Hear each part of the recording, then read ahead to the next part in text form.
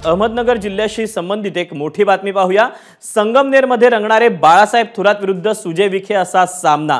आगामी विधानसभा निवडणुकीच्या अनुषंगाने ही बातमी हाती येते। सुजय विखेंची संगमनेर आणि राहुरीतून लढण्याची तयारी पूर्ण झाल्याचं समजते। राहुरीतून लढल्यास प्राजक्त तनपुरे विरुद्ध सुजय विखे असा सामना रंगू शकतो। तर सुजय विखे यांनी पत्रकार परिषदेतून तसं सुतोवाच केलेलं आहे। आपण अपडेट जाणून घेऊयात। नितीन ओझा आपले प्रतिनिधी आपल्या सोबत आहेत। नितीन, लोकसभेमध्ये त्यांचा पराभव झाला, परंतु आता सुजय विखेंनी विधानसभेसाठी कंबर कसली आहे। जर ते विधानसभेसाठी रिंगणात उतरले तर काय नेमक्या चर्चा आहेत, काय नेमके संकेत दिलेत तसे सुजय विखेंनी?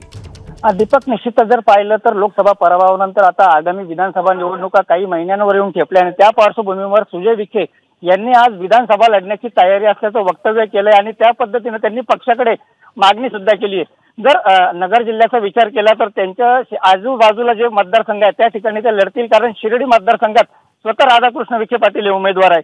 त्यामुळे जर पाहिलं तर श्रीरामपुरा राखीव मतदारसंघ आहे, त्यामुळे ते तिथे लढू शकत नाही।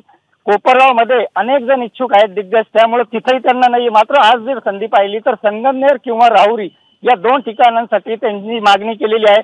संगमनेर मधील कार्यकर्ते देखील सुजय विखे यांना उमेदवारी द्यावी अशी मागणी पक्षाकडे करतायत।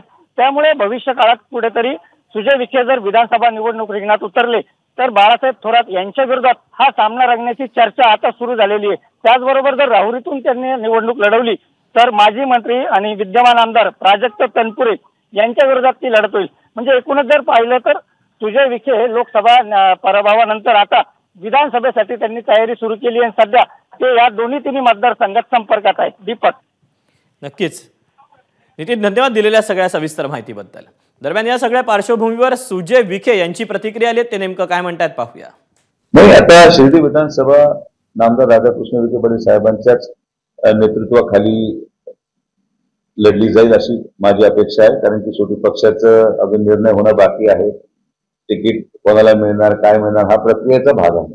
पक्ष निर्णय ही पक्ष त्याला संधी देईल। तर आमच्या दृष्टिकोनातून आमच्या परिवारामध्ये साहेबच सर्वोपरी आहेत आणि सर्वप्रथम तेच असणार आहे। आता राहिला मुद्दा माझा, मी बऱ्यापैकी आता मला वेळ आहे, तर शेजारी पाहू आजूबाजूला कुठं काही संधी सापडली तर आपण प्रयत्न निश्चित करू।